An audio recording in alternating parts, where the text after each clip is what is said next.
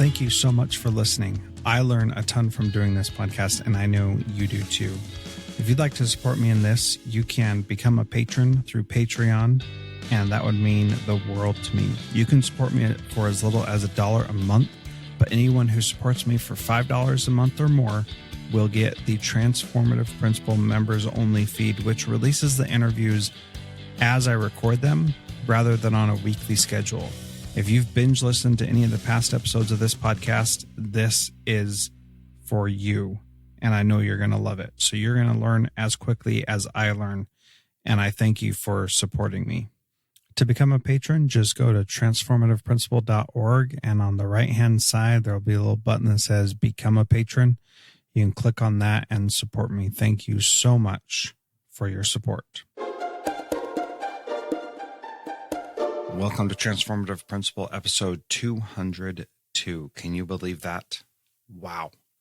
If you haven't yet, go to transformativeprincipal.org/200-stickers. That's the number 200-stickers, and you can get a very cool vinyl Transformative Principal sticker. I mean, how cool is that?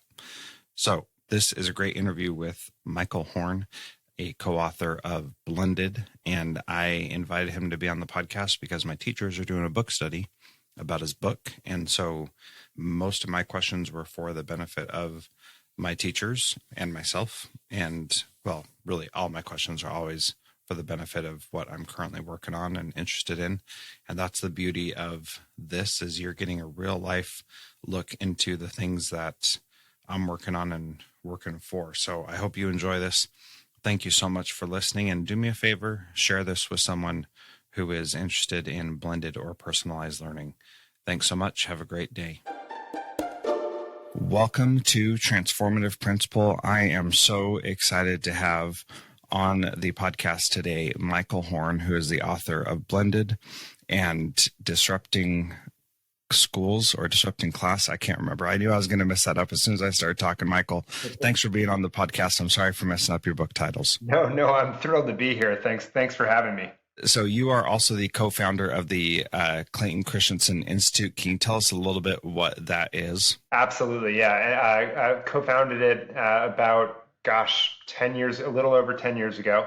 It is a nonprofit think tank that applies the theories of disruptive innovation that Clayton Christensen, a professor at the Harvard Business School, has pioneered and founded. And it's not just disruptive innovation theory now, it's probably 20 to 30 theories that have been sort of tried and tested in a variety of settings. And our purpose in doing it was to help people grappling with large societal challenges to help them innovate and improve the lives of those that they were serving. And so I led the education practice for just under a decade.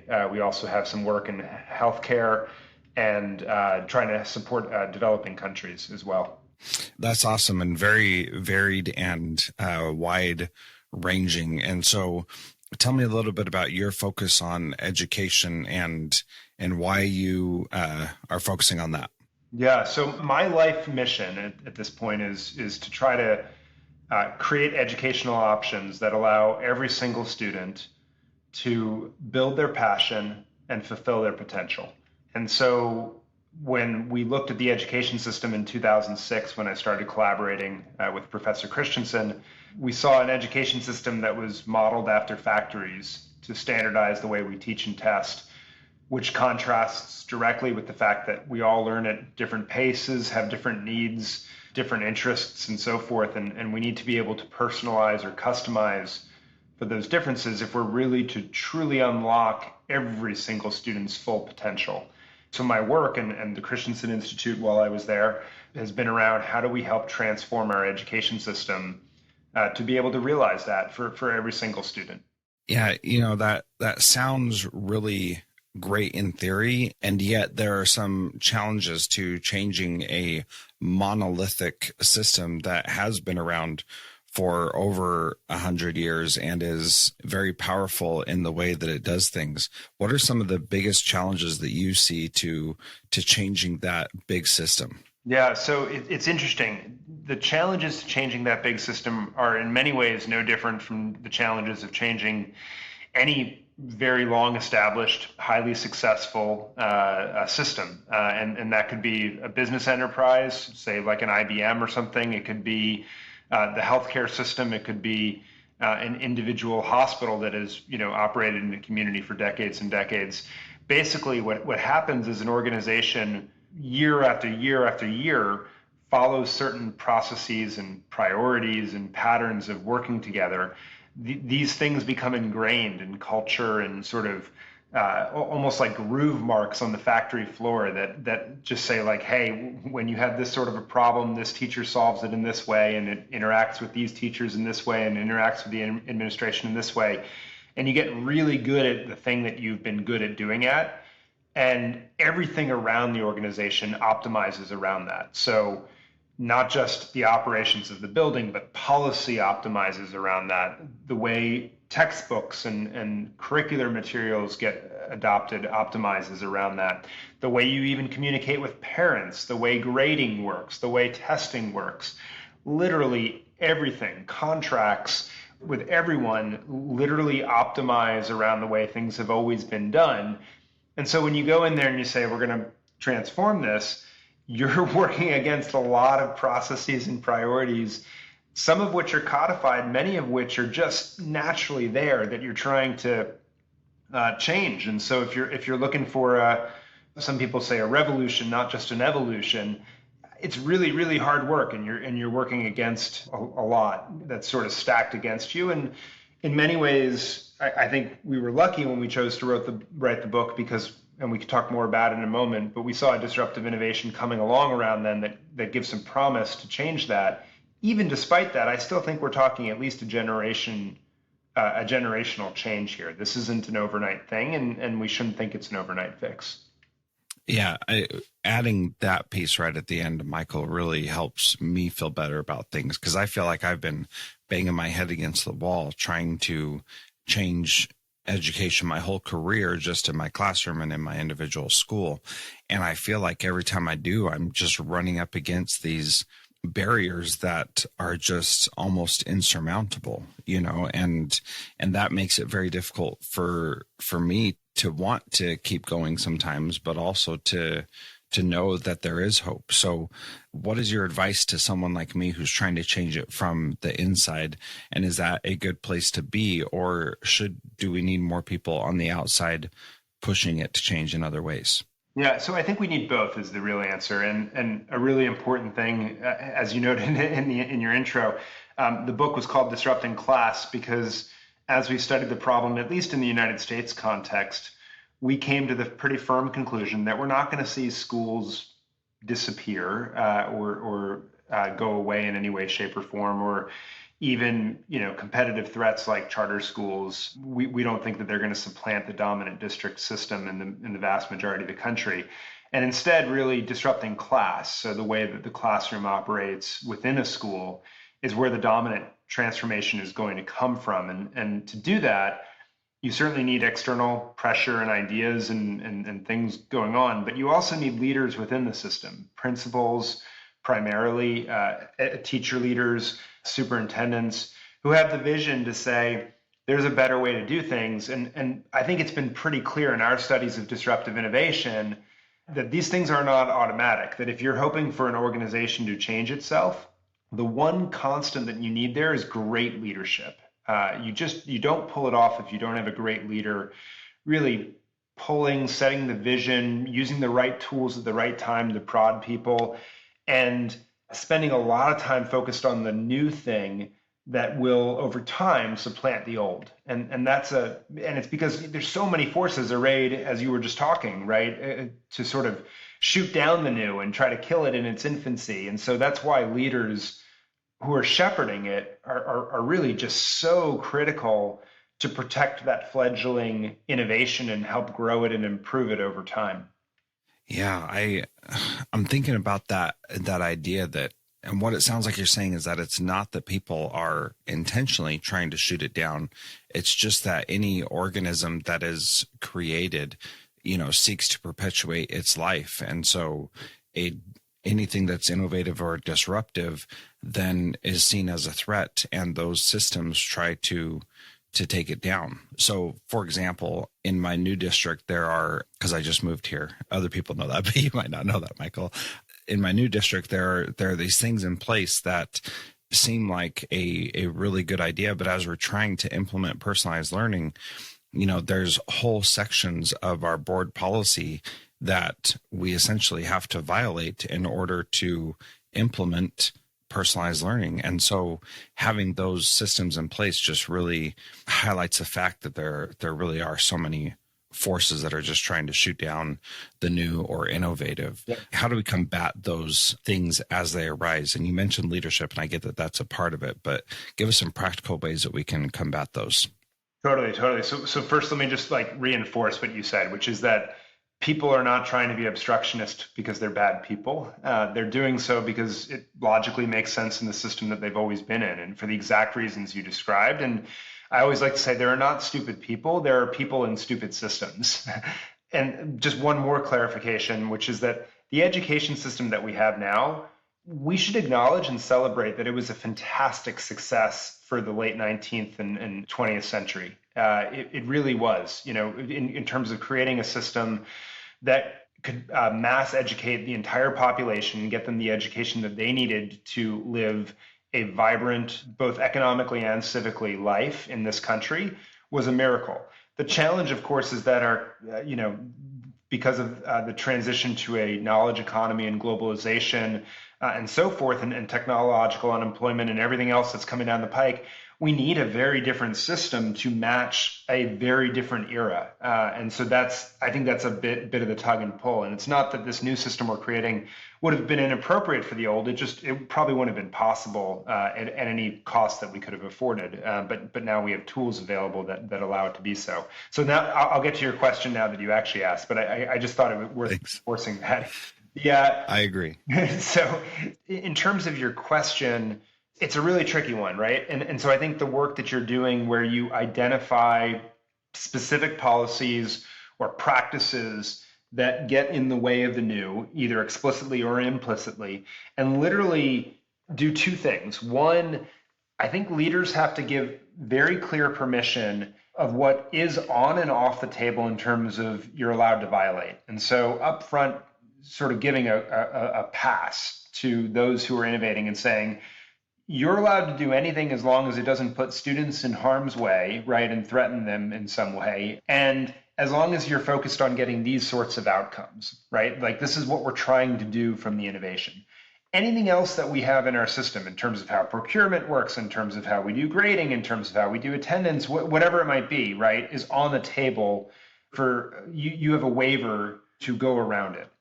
The second piece of that, though, is that as you're going around these policies that exist, you're bound to hear about them because someone's going to say, you were supposed to go, talk to so-and-so to get your code to be able to purchase X, Y, and Z before you did, this with your students.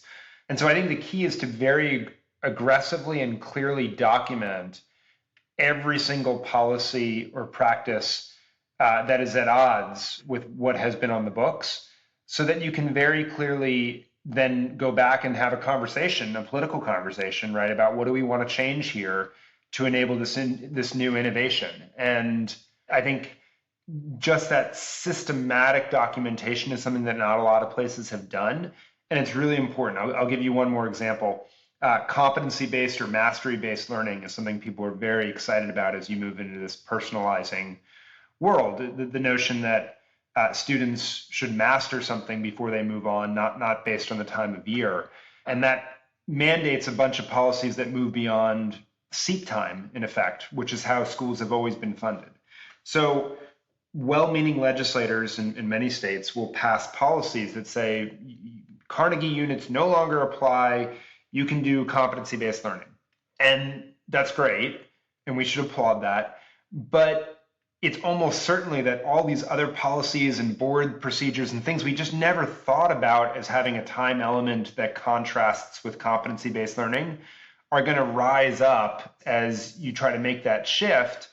And you're going to all of a sudden realize, that's an issue we have to deal with. And so documenting it very clearly and then having a conversation on a regular basis about what needs to change for the new is really important. And the last thing I would say is, for whoever is still operating in the quote unquote old system, you don't have to change that policy for them. Don't force them out of their comfort zone before you're ready to move them into the new, because the really important thing to remember is the policies that are around are logical for the system that they're in. They're just not logical for the new system that you're building. And so really going beyond a one size fits all mentality, not just in how we educate our students, but in how we govern our schools, is really important as we make these transitions. Yeah, I'm laughing because it sounds like we have to personalize our processes for our adults as well. And adults, as you know, educators really struggle with that because we want everything to be exactly the same. And so as a principal, how do I effectively communicate to my teachers and my staff that some of them get to break the rules and others don't get to break the rules? Because that is a challenging part of what it sounds like you're saying. And if I misinterpreted, please correct me. No, not at all. I mean, so there's a terrific book called The Dual Transformation that recently came out that really talks through how an organization that is trying to effectively ambidextrous, they call it managing transformation A, so meaning trying to continue to improve what you've always done, and transformation B, trying to implement something new that is going to be disruptive or dramatically revolutionary to the existing organization. How you manage that process, and what they talk a lot about is, again, the leader's time really needs to be on the transformation B, the radical new thing that you're doing, so that you can shepherd, so that you can explain, so that you can make it make sense to those who are in the A world about why you're doing this. And at the same time, helping the people in the A world understand why what they're doing is actually critical to the success of the B world. Because if you stop doing, say you're trying to move all your math classes to blended learning first, and you're going to deal with social studies later, as an example, those folks in social studies are carrying out a very important function of keeping some sanity and understanding for the community as you're making a very hard transition.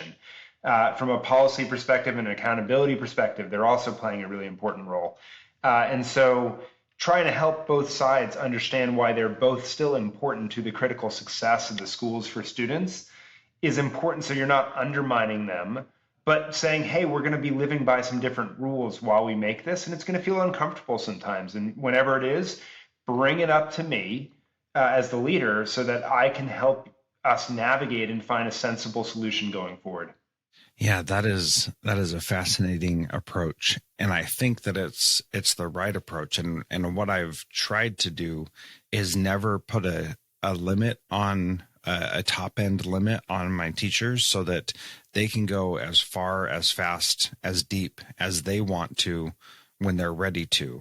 And then as the leader in the school, making sure that everybody's getting those basic underlying fundamentals in place so that, we can go slow as a school, but any number of teachers could go fast and leave us all in the dust. And does that sound like it's fitting into that dual transformation that you're talking about? Yeah, and I love the way you just said it. Go slow as a school to go fast as individual teachers. And it reminds me also of what I always tell my kids, right? When we're doing something new, I always say to them, we go slow to go fast, right?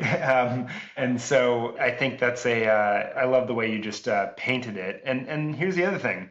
You're going to get a few things wrong in the new as you do it, right? And so to flip a switch and turn the entire school over to it tomorrow would not be wise. You actually want to have a thoughtful process as you grow, iterate, evolve your understanding of what that new should look like, right? You can read one of my books and say, oh, he's got all the answers in the vision and blah, blah, blah.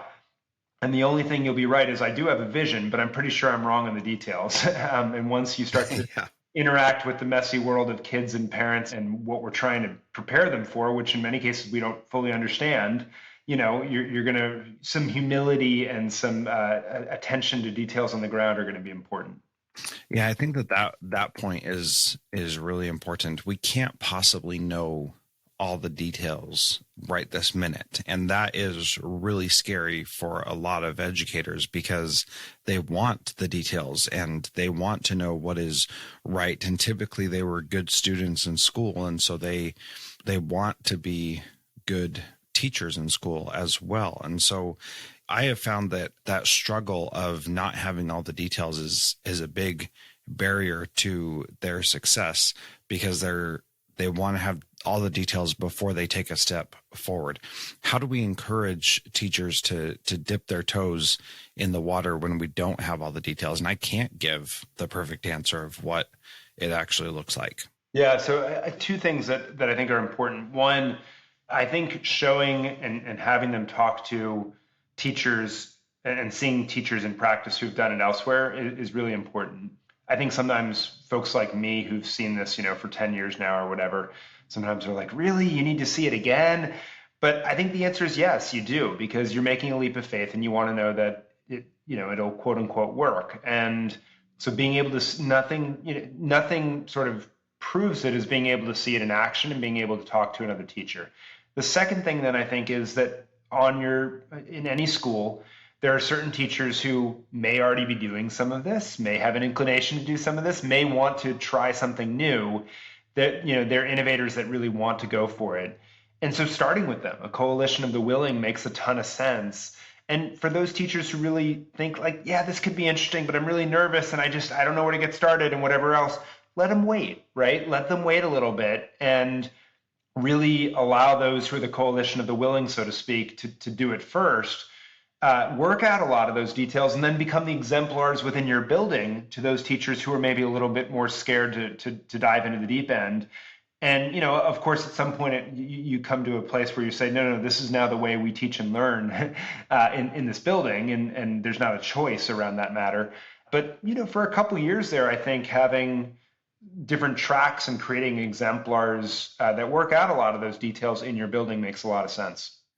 When I think about that, I think about the going slow to go fast is important, but also how, everything just takes time to change. And so often we want to have things happen right now, and my challenge with that is I am a man of action. I like to do things and get things done and to implement new ideas and all that kind of stuff. And I constantly have to tell myself to be patient and wait and go slow and, pause. And so, many times I've thought, well, maybe I should go be a principal of a charter school or start a charter school, because then I can just do the change then. But then as I look at charter schools, they're still doing a lot of the same things that we're doing in regular education. They just call themselves something different. And so the system is bigger even than charter schools and districts. It's an education system that is going to take just a long time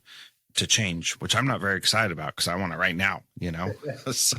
No, I mean, so that's right. I have a goal, as my kids go to the public schools here where I live in Massachusetts, to help them change as well. But I think it's interesting, just as you were talking about that desire to have change happen so quickly and see action and see results. I know in your district, you all are working with Education Elements. I think one of the things that they do really well is create sort of a project plan, right? With a lot of milestones and timeline and things that you'll see change over the arc of a year or 5 years or, whatever the scope of change is, so that even if not everything turns over at the snap of your fingers tomorrow, that you're constantly seeing progress, you're constantly moving toward goals, you're constantly hitting milestones.